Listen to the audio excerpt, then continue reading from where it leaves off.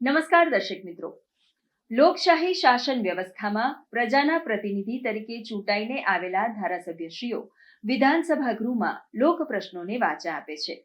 આ રીતે રાજ્યના વિકાસની નીતિ ઘડાય છે, નિર્ણયો લેવાય છે અને પ્રજાના પ્રશ્નોનું સુખદ નિરાકરણ પણ આવે છે. દર્શક મિત્રો, 15મી ગુજરાત વિધાનસભાના 8મા સત્રમાં આજના દિવસે હાથ ધરાયેલ મહત્વની કાર્યવાહીના સંકલિત અંશો લઈને અમે ઉપસ્થિત થયા છીએ લોકશાહીના ધબકારા કાર્યક્રમમાં. તો આવો નિહાળીએ લોકશાહીના ધબકારા. ઓર્ડર. માન્ય શ્રી બલરાજસિંહ ચૌહાણ. માન્ય અધ્યક્ષશ્રી, આપના માધ્યમથી હું મંત્રી જોડે જાણવા માગું છું કે ગાંધીનગર જિલ્લામાં છેલ્લા 2 વર્ષમાં તાલુકાવાર કેટલા ફીડરનું વિભાજન કરવામાં આવ્યું અને તેમાં કેટલો ખર્ચ થયો? માન્ય અધ્યક્ષશ્રી, ફીડર વિભાજન આપણે એટલા માટે કરીએ છીએ કે ક્વોલિટી અને ગુણવત્તાયુક્ત વીજળી ગ્રાહક સુધી પહોંચે, એના માટે આપણે ફીડરોનું વિભાજન કરીએ છીએ. એ પ્રમાણે આખા રાજ્યની અંદર કામગીરી ચાલુ છે. પરંતુ આજે જ્યારે પર્ટિક્યુલર ગાંધીનગર જિલ્લાનો પ્રશ્ન પૂછ્યો છે એટલે માન્ય અધ્યક્ષશ્રી, ગાંધીનગરમાં 2024માં 8 અને ખર્ચો છે 4,07,17,000. દહેગામમાં 6, ખર્ચો છે 2,14,00,000. ફીડરની સંખ્યા 6. માણસામાં 1 પણ 2024માં કરવામાં નહોતું આવ્યું. 2025માં માનનીય અધ્યક્ષશ્રી ગાંધીનગરમાં 16, ખર્ચો 5,71,18,000. દહેગામમાં 6, 72,37,000. માણસામાં 3, 1,30,00,000. આમ માનનીય અધ્યક્ષશ્રી 2024માં 14 અને 2025માં 25 એમ 39 ફીડરનું આપણે વિભાજન કર્યું.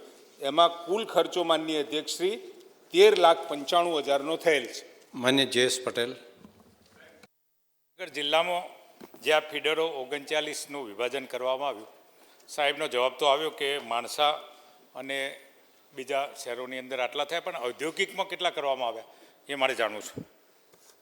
એ અધ્યક્ષશ્રી, ફીડર વિભાજન આપણે દરેક કેટેગરીમાં કરતા હોઈએ છીએ કે જ્યાં આગળ વીજ વિક્ષેપ થતો હોય, પૂરતા પ્રમાણમાં ક્વોલિટી વીજળી ન પહોંચતી હોય, એમાં આપણે આ તમામ જગ્યાએ અને માનનીય અધ્યક્ષશ્રી ક્યાંક જરૂર પડે તો 20 કિલોમીટર ઉપર પણ અને 9% કરતાં વધારે વીજ લોસ હોય ત્યાં પણ આપણે એ કરીએ છીએ માનનીય અધ્યક્ષશ્રી. એટલે ગાંધીનગર જિલ્લામાં માનનીય અધ્યક્ષશ્રી કુલ 39 ફીડરમાંથી 14 ફીડરો સરદાર જ્યોતિ કૃષિ યોજના, 2 ફીડરો કુવા વીજળીકરણ અંતર્ગત અને 23 ફીડરો સિસ્ટમ ઇમ્પ્રુવમેન્ટ અંતર્ગત કરવામાં આવ્યા છે. આમ માનનીય અધ્યક્ષશ્રી, શહેરી વિસ્તારોમાં 13, ગ્રામ્ય વિસ્તારમાં 19 અને ઔદ્યોગિક વિસ્તારમાં 7 ફીડરોનું વીજળીકરણ કરી, ફીડરોનું વિભાજન કરી અને ગુણવત્તાયુક્ત વીજળી પહોંચે એનો સરકાર સતત વર્ષોથી આદરણીય નરેન્દ્રભાઈ મોદી સાહેબ જ્યારે રાજ્યની ધુરા સંભાળી ત્યારથી આજ સુધીમાં એ ચાલુ જ છે. પ્રશ્ન ક્રમાંક 6, માન્ય કિરીટસિંહભાઈ ડાભી.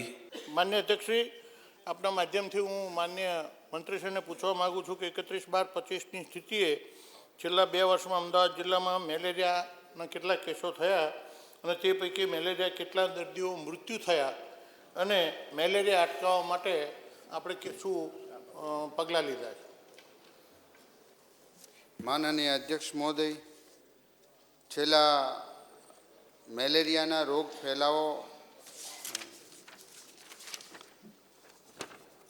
કુલ અમદાવાદ જિલ્લામાં 2024-25ની મેલેરિયાના રોગની તાલુકાવાર સ્થિતિએ લેતા કુલ આપણે 4,57,049 અને 4,23,142 આ રીતે લોહીના નમૂના લીધા છે.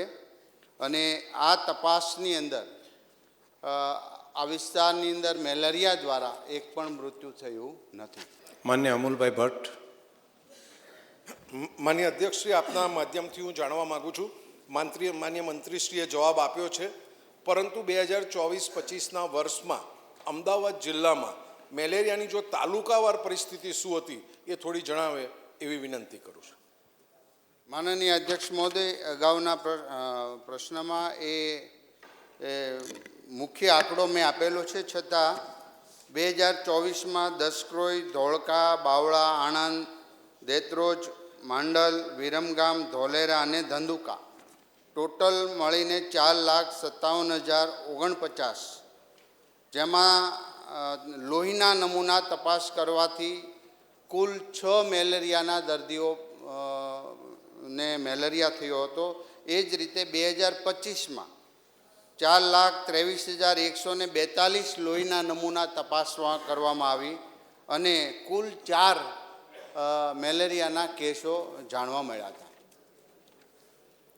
માન્ય હેમંતભાઈ આહિર. શ્રી માનનીય મંત્રીશ્રી દ્વારા જવાબમાં જણાવવામાં આવ્યું કે જ્યાં મેલેરિયાના રોગને ફેલાતો અટકાવવા માટે જ્યાં લાંબો સમય સુધી પાણી ભરાઈને રહેતું હોય એમાં પોરાભક્ષક માછલીઓ મૂકવામાં આવે છે. તો આવું કેટલી જગ્યાએ પોરાભક્ષક માછલીઓ મૂકવામાં આવી એ જાણવા માગું છું. માનનીય અધ્યક્ષ મહોદય, છેલ્લા 2 વર્ષની અંદર ગુજરાત રાજ્યએ મેલેરિયા નાબૂદી અભિયાન માટે અમારા આરોગ્ય વિભાગના તાલુકા લેવલ અને ગ્રામ્ય લેવલના તમામ અધિકારીઓની જહેમત દ્વારા ગુજરાતની અંદર, ભારતની અંદર ગુજરાત મેલેરિયા નાબૂદી માટે અને ઓછો કરવા માટે સૌથી સારામાં સારો પ્રયત્ન કરવામાં આવ્યો છે. માનનીય અધ્યક્ષ મહોદય, એ હેતુસર ભારત સરકાર દ્વારા વસ્તીના 18% પ્રમાણે લક્ષ્યાંક સિદ્ધિ પ્રાપ્ત કરવાથી એ રાજ્યને સન્માનિત કરવામાં પણ આવ્યા હતા. પરંતુ જ્યાં મેલેરિયા થાય છે, જ્યાં એક કેસ મળે છે, આ સાર્વજનિક ભાઈ કહે છે કે જ્યાં પાણી હોય ને ત્યાં એના બચ્ચા કે જે કોષ હોય એને નાશ કરવા માટે માછલી કે વગેરે મૂકો છો, પણ જ્યાં મેલેરિયાનો દર્દી પ્રાપ્ત થાય છે એની આજુબાજુમાં દવા છંટકાવથી લઈને એની આજુબાજુના લોહીના નમૂના લઈ અને આખો વિસ્તાર, જે ગામ હોય કે સોસાયટી હોય, એને તપાસ કરવામાં આવે છે. એક જો આ મલેરિયાના રોગચાળાને અને ખાસ કરીને મચ્છરના બ્રીડિંગની કોલોનીઓને નાબૂદ કરવા માટે એક જો મે અને જૂન મહિનામાં 2 કે 3 વખત જો ડ્રાય ડે કરવામાં આવે તો એનું બ્રીડિંગ જ્યાં થતું હોય, તેના લાર્વા હોય, એને ત્યાંથી જ જો નાશ કરવામાં આવે, ઘરના ઉપર, આજુબાજુમાં ટાયરમાં જે ભરાઈ રહ્યા હોય, તો એક વખત જો માસ સ્કેલ ઉપર પબ્લિક અવેરનેસ સાથે જો ડિપાર્ટમેન્ટ આ કામ કરે તો ખૂબ સારું કામ થઈ શકે. પ્રશ્ન ક્રમાંક 7, કેસાજી ચૌહાણ.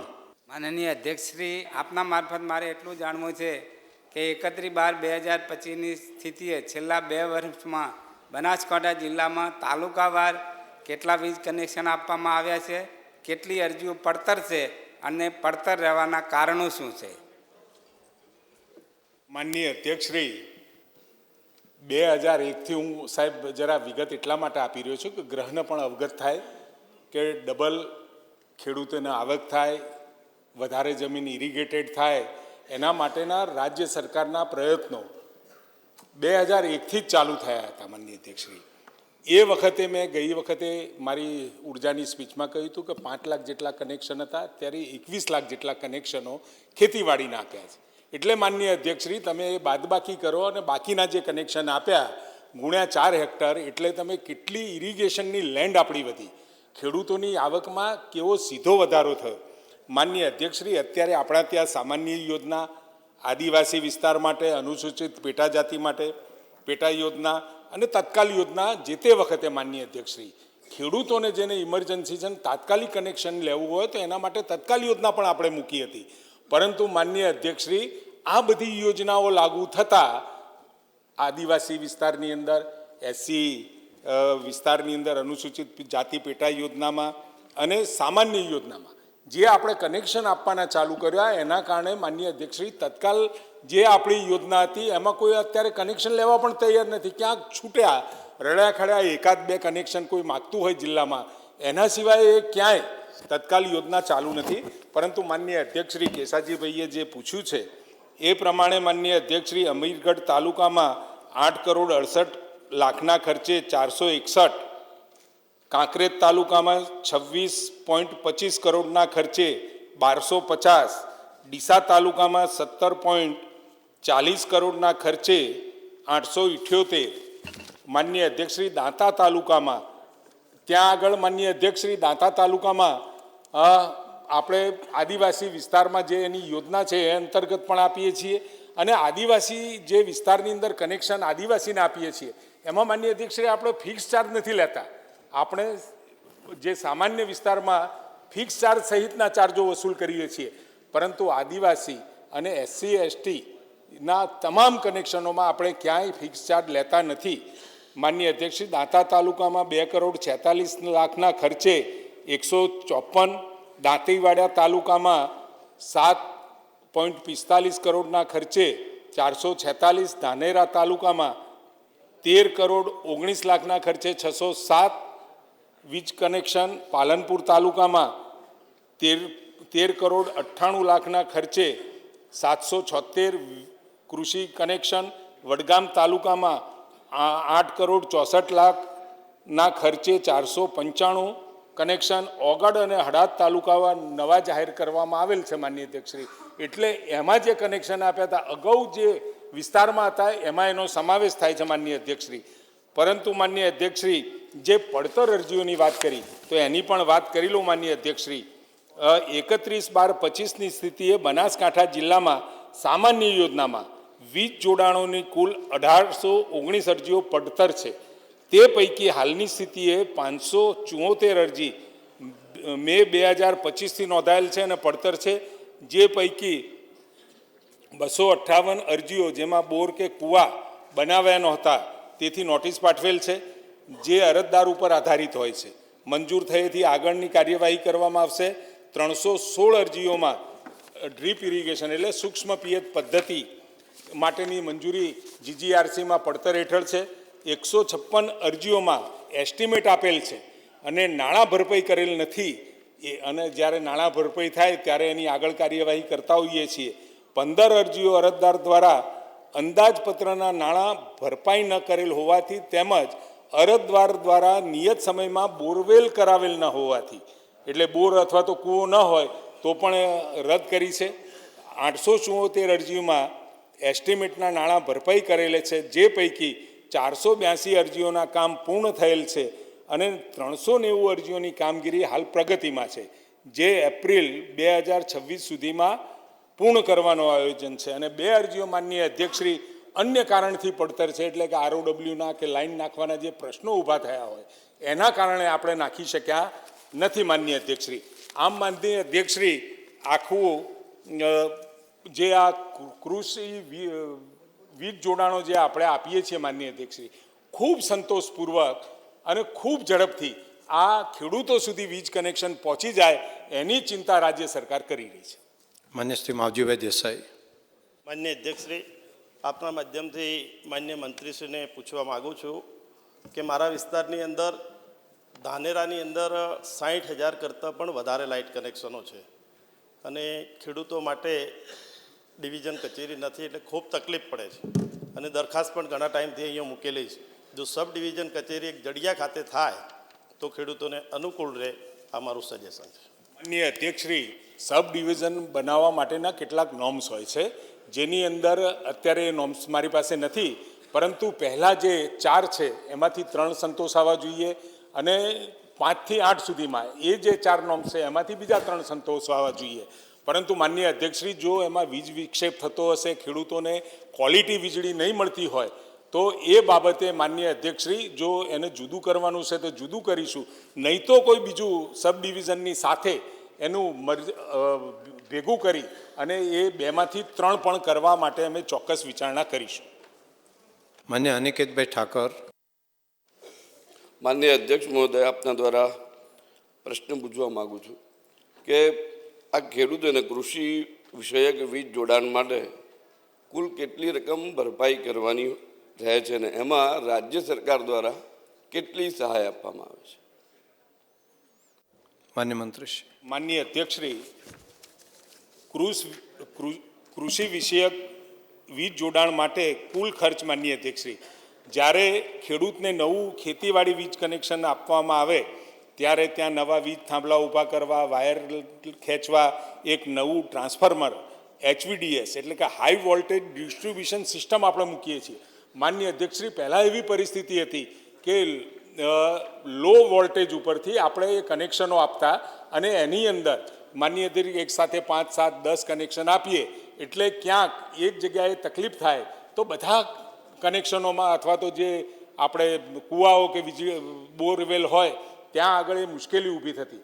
પરંતુ માનનીય અધ્યક્ષશ્રી, આપણે અત્યારે ત્યાં નજીક જ એને પોતાની માલિકીનું ગણી શકે એવું ટ્રાન્સફોર્મર આપીએ છીએ.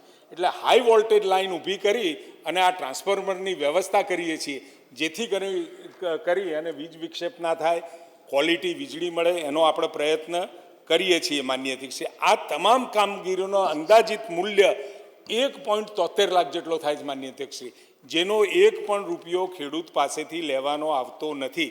અરજદારે કેવળ સાહેબ કેટલા ભરવાના? તો નવા ખેતી વિષયક વીજ જોડાણ માટે માત્ર registration fee, agreement fee, test report fee, fix charge, energy ડિપોઝિટના નાણાં જ લેવામાં આવે છે. માનનીય અધ્યક્ષશ્રી, એમાં પણ આદિવાસી અને અનુસૂચિત પેટાજાતિ યોજનામાં માનનીય અધ્યક્ષશ્રી આપણે ફિક્સ ચાર્જ પણ નથી લેતા. માનનીય અધ્યક્ષશ્રી, એમાં કેટલો મોટો ડિફરન્સ પડે છે એ પણ હું આપને કહું. લગભગ માનનીય અધ્યક્ષશ્રી, એક 5 હોર્સ પાવરનું આપને ઉદાહરણ આપું તો સામાન્યમાં 7,855 રૂપિયા થાય છે, જ્યારે આદિજાતિ વિસ્તાર પેટા યોજના અને અનુસૂચિત પેટા જાતિ યોજનામાં કેવળ 1,355 લઈએ છીએ. માન્ય અધ્યક્ષશ્રી, આદિવાસી અને SC આ બંનેની રાજ્ય સરકાર ખૂબ ચિંતા કરે છે. એમને ઝડપથી મુખ્ય પ્રવાહમાં આવી અને સમાજની સાથે અત્યારે ઘણા બધા પ્રયત્નો થયા છે અને અત્યારે જે રીતે શિક્ષણ હોય, આરોગ્ય હોય, તમામ બાબતોમાં આ લોકોને જે રીતે લાભ આપવામાં આવે છે એ જ રીતે ખૂબ ઝડપથી આગામી સમયમાં પણ આપણે આ કામ કરી શકીશું. પ્રશ્ન ક્રમાંક 8 માન્ય શ્રી પ્રદ્યુમનસિંહ જાડેજા. માન્ય અધ્યક્ષશ્રી, આપના દ્વારા મંત્રીશ્રીને પૂછવા માગું છું કે આરોગ્ય કેન્દ્ર નખત્રાણાનું એ ક્યારે અપડેટ થયું અને કેટલા બેડ છે અને એનામાં શું શું સુવિધા આપવામાં આવે છે સાહેબ? માન્ય અધ્યક્ષ શ્રી, નખત્રાણા એ આપણા બોર્ડરનું તાલુકો છે અને બોર્ડર આખી લાઈન ત્યાં આવે છે. એકદમ છેવાડાની અંદર પણ રાજ્ય સરકાર દ્વારા ત્યાં આરોગ્યની સુવિધા મળી રહે એ હેતુસર ત્યાં તમામ પ્રકારની હેલ્થની સુવિધા કરવા માટેનો રાજ્ય સરકાર કટિબદ્ધ છે અને ત્યાં કેજ્યુઅલિટી વિભાગ, NBSU વિભાગ, એક્સરે વિભાગ, PNC વિભાગ, લેબર વિભાગ, લેબોરેટરી વિભાગ, OPD વિભાગ, ડાયાલિસિસ, ડેન્ટલ વિભાગ, physiotherapy, ophthalmic, gynaec, ortho, injection, OPD અને પોસ્ટ ઓપરેટિવ વિભાગ, ઓપરેશન વિભાગ અને ITC વિભાગ અને કાંગારૂ કેર આ સુવિધા ત્યાં આપવામાં આવે છે. માનનીય અધ્યક્ષ મહોદય, અને છેવાડાના આ તાલુકાની અંદર પણ જ્યારે હું પ્રભારી મંત્રી તરીકે હતો અને એ વિસ્તારની અંદર જે લોકોને નાના કુબા જેવામાં રહેતા હોય આવા લોકોને આરોગ્ય સુવિધા પૂરતી મળી રહે એ હેતુ છે આ PSC CSC સેન્ટરમાંથી એમને 100 બેડનું કરવામાં આવ્યું છે. શ્રીમતી માલતીબેન મહેશ્વરી. માન્ય અધ્યક્ષશ્રી, આપશ્રીના માધ્યમથી માન્ય મંત્રીશ્રી પાસેથી જાણવા માગું છું કે નખત્રાણાની સાથે હાલમાં કચ્છમાં કેટલા જીપીએસસી, કેટલા બોન્ડેડ, કેટલા સીપીએસ કરાર આધારિત અને કેટલા સીએમ સેતુ તજજ્ઞોને નિમણૂક આપવામાં આવી છે અને હાલમાં કેટલા તજજ્ઞો કામ કરી રહ્યા છે? અધ્યક્ષ મહોદય, આ મેં કહ્યું એમ છેલ્લા તાલુકાની અંદર પણ આ હેલ્થ સેન્ટરોમાં આપણે પૂરતા ડૉક્ટર અને પૂરતી સાધન સામગ્રી મળી લે એવા હેતુથી સતત પ્રયાસ અને પ્રયત્ન કરવાથી આજે કુલ 5 ડૉક્ટરો ત્યાં નિમણૂક કરવામાં આવી છે. એમાં છે એનેસ્થેટિક, ગાયનોકોલોજિસ્ટ, ફિઝિશિયન, ENT સર્જન અને માઇક્રોબાયોલોજિસ્ટ.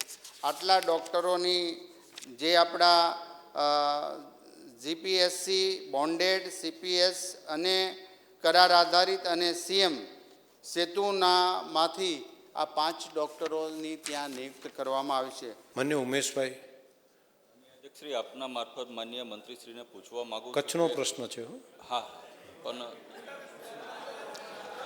પૂછવા માગું છું કે સબ ડિસ્ટ્રિક્ટ હોસ્પિટલ બનાવવા માટેના ધારાધોરણ શું છે અને સાથોસાથ તાલુકા કક્ષાએ બનાવવા માટે શું ધ્યાનમાં રાખવામાં આવે છે? ધારાધોરણો શું છે? તમારે સબ ડિસ્ટ્રિક્ટ હોસ્પિટલ બનાવવી હોય તો એના કેવા માપદંડો હોય એ પૂછ્યું છે એમને. શું માપદંડો હોય તો સબ ડિસ્ટ્રિક્ટ હોસ્પિટલ બનાવી શકે? માનનીય અધ્યક્ષ મહોદય, ગુજરાતની અંદર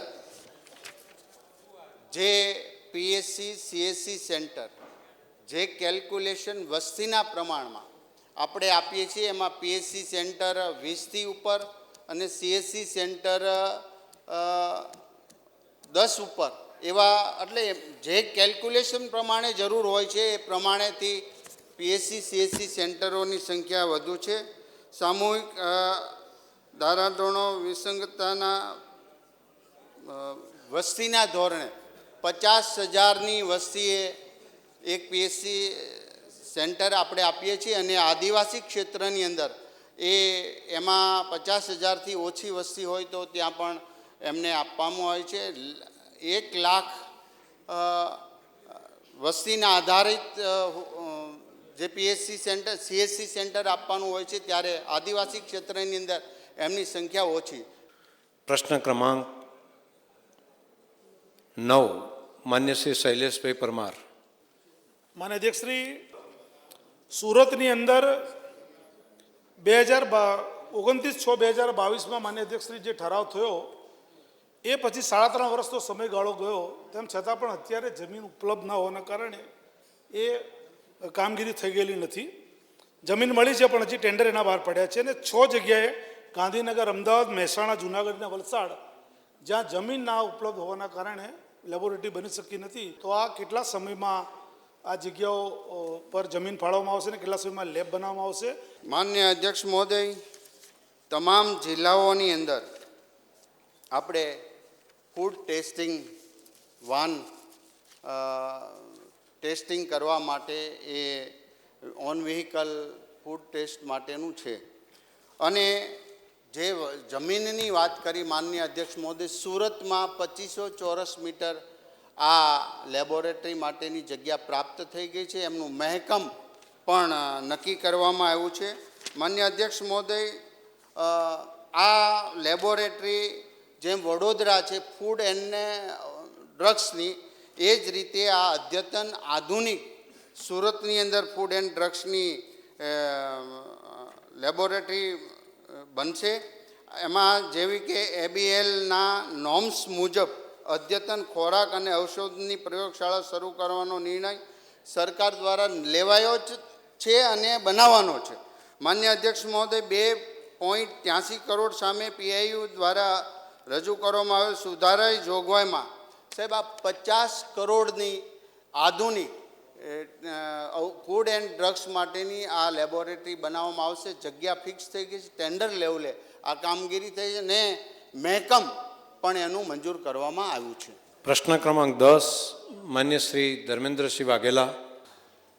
મને મારો જવાબ મળી ગયો છે પણ માન્ય અધ્યક્ષશ્રી, મારો પેટા પ્રશ્ન છે. વડોદરા જિલ્લા વિભાજન કરવામાં આવેલ કુલ 72 ફીડરમાંથી શહેરી અને ગ્રામ્ય અને ઔદ્યોગિક વિસ્તાર મુજબ કેટલા ફીડર વિભાજન કરવામાં આવ્યા છે? માનનીય અધ્યક્ષશ્રી, વડોદરા જિલ્લામાં વિભાજન કરવામાં આવેલ કુલ 72 ફીડરમાંથી શહેરી વિસ્તારના 33 ફીડરો, ગ્રામ્ય વિસ્તારના 24 અને ઔદ્યોગિક વિસ્તારના 15 ફીડરોનું વિભાજન કરવામાં આવ્યું છે. પ્રશ્ન ક્રમાંક 12 માન્ય શ્રી ભગવાનજીભાઈ કરગટિયા. માનનીય અધ્યક્ષ શ્રી, ખુશી યોજના અંતર્ગત મારા મત વિસ્તારના માંગરોળ અને માળિયા તાલુકામાં આવા કોઈ ટ્રાન્સફર ઊભા કરવાના છે કે નહીં? માનનીય અધ્યક્ષ શ્રી, છેલ્લા 2 વર્ષમાં ખુશી યોજના અંતર્ગત જુનાગઢ જિલ્લામાં 10,19,79,000 ખર્ચે 952 નાની ક્ષમતાના ડિસ્ટ્રીબ્યુશન ટ્રાન્સફોર્મર ઊભા કરવામાં આવ્યા છે. માનનીય અધ્યક્ષ શ્રી, આ કન્ટિન્યુઅસ પ્રોસેસ છે. જ્યાં આગળ અત્યારે આપણે એવું કરીએ છીએ કે જ્યાં ભૂતકાળની અંદર જે ફીડરો જે આપણા હતા એ બધાને નવીનીકરણ કરવાનું, એટલે કે ટ્રાન્સફોર્મર નજીકમાં મળે એ રીતની આપણી યોજના ચાલુ જ છે, કરી રહ્યા છીએ. પરંતુ અત્યારે જે હાલ નવા જે વીજ કનેક્શનો છે ત્યાં તો એ કરીએ જ છીએ, પરંતુ જો આવા જૂના કોઈ એવા ફીડરો ઉપર કોઈ પ્રશ્ન હશે તો ચોક્કસ એ બાબતની વિચારણા કરીશું. માન્ય સંજયભાઈ કોરડિયા. અધ્યક્ષશ્રી, આપના માધ્યમથી માન્ય મંત્રીશ્રી પાસે જાણવા માગું છું કે કિસાન હિત ઉર્જા શક્તિ યોજના એટલે ખુશી યોજના અંતર્ગત વીજ વિતરણ કંપની દ્વારા શું કામગીરી કરવામાં આવે છે ને એની કોઈ સમય મર્યાદા છે કે શું? માનનીય અધ્યક્ષશ્રી, વીજ કંપનીઓ દ્વારા આ જે ખુશી યોજના છે એ ખેડૂતોને પૂરતા દબાણે ને ક્વોલિટી વીજળી મળે એ માટે 1 થી વધુ કૃષિ ગ્રાહકોને એક મોટી ક્ષમતાના ટ્રાન્સફોર્મર દ્વારા લાંબી હળવા દબાણની લાઇન મારફતે વીજ જોડાણ આપેલ છે. માનનીય અધ્યક્ષશ્રી, હાઈ વોલ્ટેજ ડિસ્ટ્રીબ્યુશન સિસ્ટમ માનનીય અધ્યક્ષશ્રી એ સ્થાપવામાં આવે છે, જે અંતર્ગત હળવા દબાણની વીજ લાઇનને ભારે દબાણવાળી વીજ લાઇનમાં રૂપાંતરિત કરવામાં આવે છે અને દરેક કૃષિ ગ્રાહકના વીજ ભાર પ્રમાણેનું યોગ્ય ક્ષમતાવાળું, કોઈને 10નું હોય, કોઈને 15નું હોય, કોઈને 20નું હોય, એ પ્રમાણેનું ટ્રાન્સફોર્મર માનનીય અધ્યક્ષશ્રી આપણે મૂકી આપીએ છીએ. અને એના કારણે માનનીય અધ્યક્ષશ્રી આ ટ્રાન્સફોર્મરથી એને પણ પોતાના માલિકીપણાનો ભાવ થશે. માનનીય અધ્યક્ષશ્રી, જેના માટે વીજ કંપની દ્વારા કાર્યક્ષેત્ર હેઠળના ખેતીવાડી ફીડરો જેમાં હળવા દબાણની લાઈનો વધારે હોય તેમજ જે ફીડરોમાં ગ્રાહકોને લો વોલ્ટેજની ફરિયાદ આવતી હોય તેવા ફીડરોને અગ્રતા આપી સર્વે કરી ડીપીઆર પ્રોજેક્ટ બનાવી મંજૂરી આપવામાં આવે છે. પ્રશ્ન ક્રમાંક 13 માન્ય શ્રી જિજ્ઞેશભાઈ મેવાણી. માન્ય અધ્યક્ષશ્રી, આ પ્રશ્ન કચ્છ અને ગાંધીનગર 2 જિલ્લાનો છે અને અનુક્રમે 756 જેટલા સેમ્પલ લીધા છે. સવાલ એ છે કે વધુ મહેકમ, વધુ સ્ટાફ લઈને વધુ સેમ્પલનો સર્વે આપણે કરવા માગીએ છીએ કે કેમ? માનનીય અધ્યક્ષ મહોદય, સભ્યશ્રીએ વાત કરી કે આટલા નમૂના કેમ, પરંતુ આપણી વ્હીલ જે ગાડી છે, આપણી વેન એ 33 જિલ્લામાં સતત એમના નમૂના લઈ આ જે નમૂના લેવામાં આવ્યા છે એ જનરલ તો તપાસની શરૂ જ હોય, પરંતુ જે ફરિયાદ આવી હોય એના નમૂના લઈ અને એમાં એમને 3 સ્ટાન્ડર્ડની અંદર ભેળસેળ છે, ખાવાથી નુકસાન થાય છે પણ ભેળસેળ કરેલી છે અને એક ખાવા લાયક જ નથી. તો આવા ફૂડ જ્યાંથી પકડાય છે, જે ડેરીમાંથી પકડાય છે, આની ડ્રાઈવ પણ હમણાં જ પૂરે તમામ દૂધની ડેરીઓ પર અને 7 દિવસ 15 દિવસ સુધી હવે આ નિયમો આ જે સભ્યશ્રી કહી રહ્યા છે કે વધુ નમૂના કેમ લેવા, તો વધુ નમૂના લેવા માટે જ એમનું સૂચન સાચું છે. જ્યારે આપણી લેબોરેટરી પણ સુરત, વડોદરા અને રાજકોટ, અમદાવાદમાં અદ્યતન તૈયાર થઈ રહી છે અને એક પણ ભેળસેળ જે આપણા કાયદા કરતાં આપણે કેન્દ્રના કાયદા સાથે સુસંગત કરીને આ નમૂના લેવાતા હોય છે. તો દર્શક મિત્રો, ફરી મળીશું. ત્યાં સુધી રજા આપશો. નમસ્કાર.